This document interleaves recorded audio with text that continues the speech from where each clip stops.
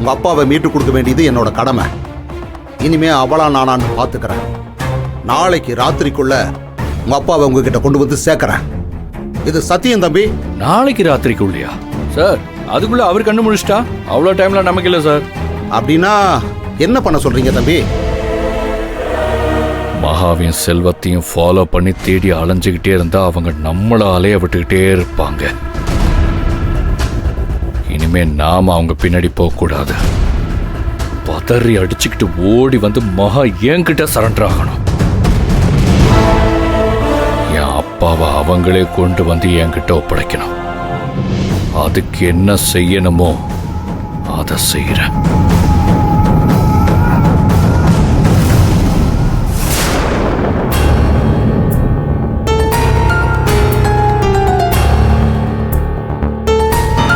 வயசுக்கு அந்த பொண்ணும் அத்தையும் தனியா இருக்கிற வீட்டுக்குள்ள வந்து இப்படி அராஜகம் பண்ணி போயிருக்கிறப்பவே தெரியுது அவன் எதுக்கும் துணிஞ்சவன். அவங்க அம்மா சின்ன வயசுல இறந்துட்டாங்க. அம்மா இல்லாம வளர்ந்ததுனால தருதலையா வளர்ந்திருக்கான். இல்லனா பெண்களை முதல்ல மதிக்க தெரிஞ்சவனா இருந்திருப்பானே. இந்த மாதிரி பிஹேவ் பண்றதுனாலதான் ஓனர் கார்மெண்ட்ஸ் அவங்க கிட்ட கொடுக்க கூடாதுன்னு நினைச்சாரு. ஓனர் சின்ன பசங்க கிட்ட கூட அவ்வளவு மரியாதையா நடந்துப்பாரு. ஆனா மரியாதையே என்னன்னு தெரியாத ஒருத்தன் அவருக்கு போய் பிள்ளையா பிறந்திருக்கானே. மகா, இவ உனக்கு மேல இருக்காடி. நான் தடுக்கிறேன், மீறிக்கிட்டு அவனுக்கு ஈடா இவ்வளவு பேசுறா தெரியுமா? இவ அப்படி பேசவும் எனக்கு இன்னும் பயம் அதிகமாயிடுச்சு.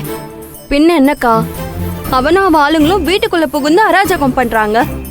அதான் நீங்க என்ன மிரட்டினாலும் நாங்க பயப்பட மாட்டோம்னு பதிலடி கொடுத்தேன். அது தப்பாக்கா?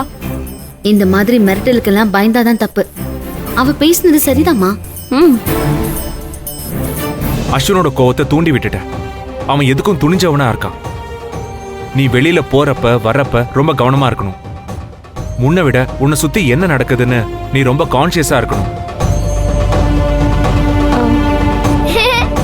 மகாத்தை பார்க்க போறோம்ல, வா போலாம். வாங்க.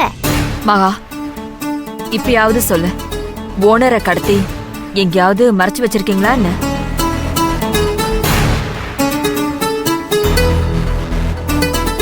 வீடு வந்துருச்சு.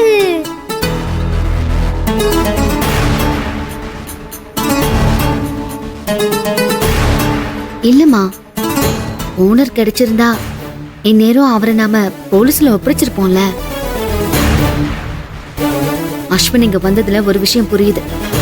இவ்ளோ நாளா ஓனரை அவன் தான் மறைச்சு வச்சிட்டு இருந்திருக்காமா. ஆமாத்த, அவளுக்கு வேண்டாது யாரோ தான் மாணிக்க விநாயகம் வீட்டுக்குள்ள புகுந்து அவரை கடத்திருக்கணும்.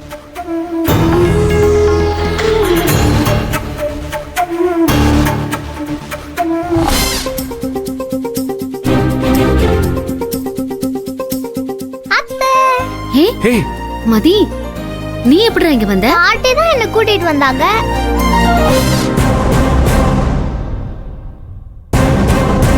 பாட்டி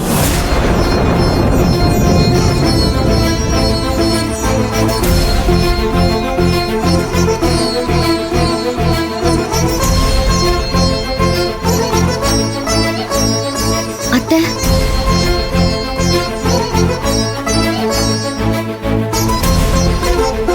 அம்மா,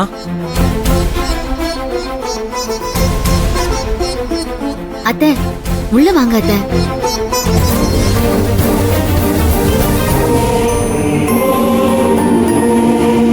சம்பந்தி, உள்ள வாங்க சம்பந்தி. அத்தை வாங்க அத்தை. வாங்க அத்தை. மா உள்ள வாங்கம்மா.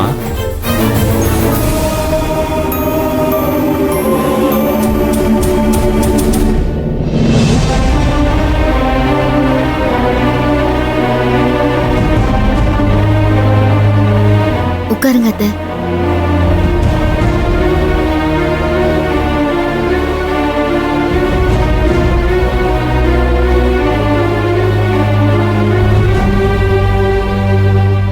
அத்தை, உங்களை பார்க்கணும்னு அம்மா கிட்ட சண்டை போட்டு பாட்டியை கூட்டிட்டு இங்க வந்திருக்கேன். நீ நீங்க வீட்ல இல்லாம போர் அடிக்குது தெரியுமா அத்தை? அத்தை வீட்டுக்கே கூட்டிட்டு வந்துடலாம்னு தாத்தா கிட்ட சொன்னா அத்தைக்கு முக்கியமான வேலை இருக்கு, அதை முடிச்சிட்டு தான் வருவாங்கன்னு சொல்லிட்டாரு. அத்தை எப்போதான் வீட்டுக்கு வருவீங்க? கொஞ்ச நாள்ல வந்துருவேன்டா தங்கம். அப்ப அது வரைக்கும் நானும் இங்கே இருந்துடுறேன். ஆஹா, அம்மா ஒத்துப்பாங்களா? ஐயோ, இப்பவே 1 மணி நேரத்துல வந்துடணும்னு சொல்லி தான் அம்மா அனுப்பியிருக்காங்க. நீ அம்மா கூட தான் இருக்கணும். அத்தை நான் சீக்கிரமா வந்துருவேன். சரி அத்தை. நானு சின்ன அத்தையோட விளையாடுறதுக்காக பால் வாங்கிட்டு வந்திருக்கேன். நான் போய் விளையாடட்டுமா அத்தை? ம். விளையாடலாமா? விளையாடலாமா? நம்ம வந்து மங்கி கேம் விளையாட போறோம். சரி. இந்தாங்க, இதுல ஃபர்ஸ்ட் நான் தான் மங்கி. நீங்க 2 பேர் பாஸ் பண்ணுவீங்க. யார் போடும்போது நான் பிடிக்கிறேனோ அவங்க தான் மங்கியா. ஓகே. Okay, ready? சரி, போடட்டுமா? ரெடியா? ஆ. தூக்கி போட போறேன். போட போறேன். போட போறேன். போட.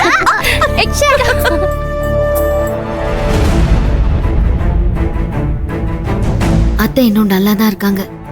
ஓனரை மீட்டுட்டோன்னு சொன்னா கொஞ்சம் தெம்பா இருப்பாங்கன்னு நினைக்கிறேன்.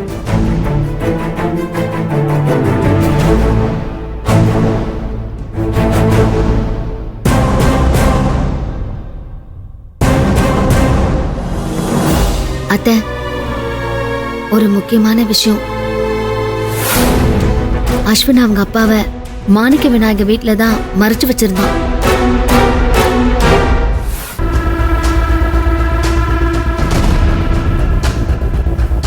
அது தெரிஞ்சு ஓனரை மீட்டு பாபண்ணா வீட்டுல தான் நாங்க பாதுகாப்பா வச்சிருக்கோம் அத்தை.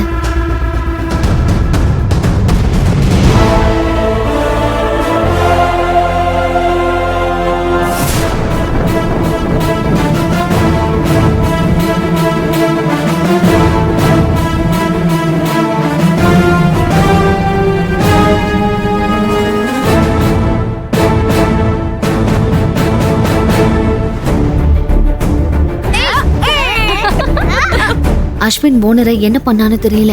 இப்ப மயக்க நிலையில தான் இருக்காரு. ட்ரீட்மெண்ட் கொடுத்துட்டு இருக்கோம். சீக்கிரம் நினைவு வந்துடும். ஓனர் எப்படியாவது கண்டுபிடிச்சிட்டா பணத்தை மீட்டுடலாம் அத்தை.